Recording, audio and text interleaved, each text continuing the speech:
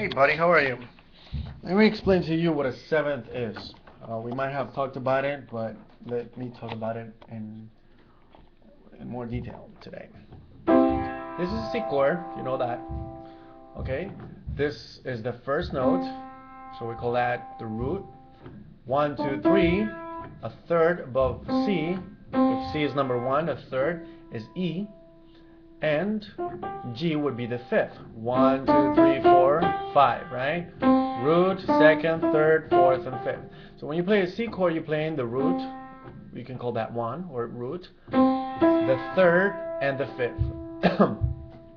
If you go to the seventh, that would be here. 1, 2, 3, 4, 5, 6, 7. Now this chord here is C7. And B is the 7. Now from B to C we have a half step, right? There's nothing in between, a half step. Whereas from B flat to C we have a whole step, or yeah, it's a whole step. Call that a whole step. So half step, whole step. Now there's this B, B flat. Now if we play the C chord and we add the B, this 7 is a major 7. From here to here, from B to the other C, half step. So it's a major 7. So this chord is called a C major 7. If we play a B flat on that C chord, it's called C7, where the 7 is a flat. B flat. So if we have a half step from the 7 to the tonic, to the other C, it's a major 7. If we have a whole step from the 7 to the tonic, is a minor 7. So let me explain to you that on C and then on other chords. So C major 7, the 7 is major, so it's called C major 7. Now here's C with a minor 7. So we're not going to call it C minor 7, but simply C7. If we call it C7, the 7 is minor. We understand that. We don't necessarily have to play like this. As you know, there are inversions, so we can play like this. Or I can simply play the B flat and the E, right? Out of all those 4 notes. And then I can play the C down here, and it's still C7. Let me try that. A second. Alright, so here's the B flat, here's the E, and here's the C. That is still the C7. I'm not playing a G, which is part of the chord, but it doesn't matter. So let me try that with G. Here's the G chord. Okay, so here's G, 1, 2, 3, 4, 5, 6, 7. 7 would be F. Okay, actually 7 is the note that is before the tonic. So if the tonic is G, tonic is like the center, home. If the tonic is G, the note that precedes that is before the G, is the 7.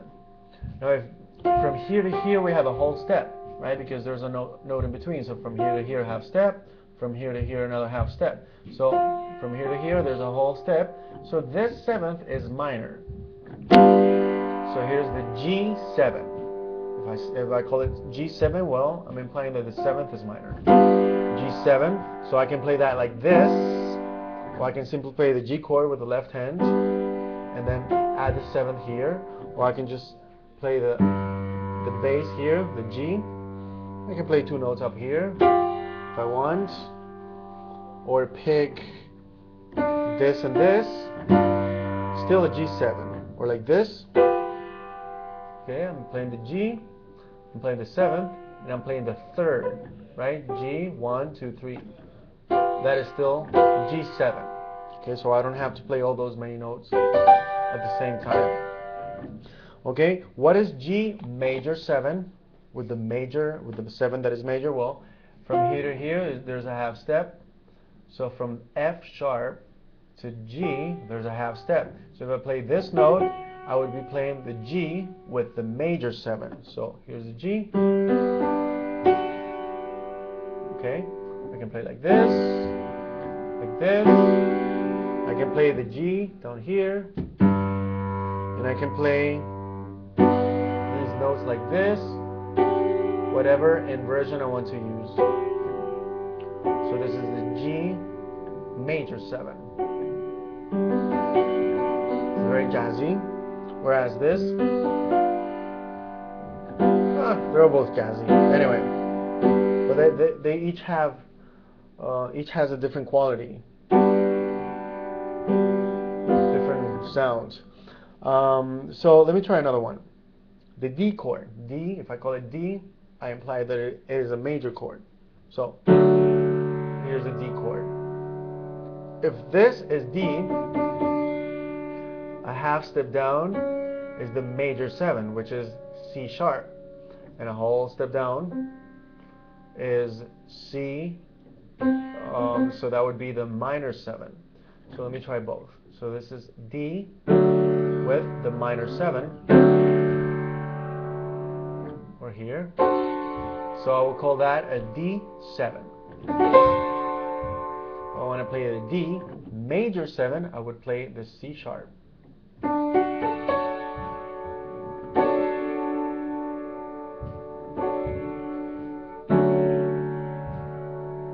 That's the story with the 7s. 7 chords.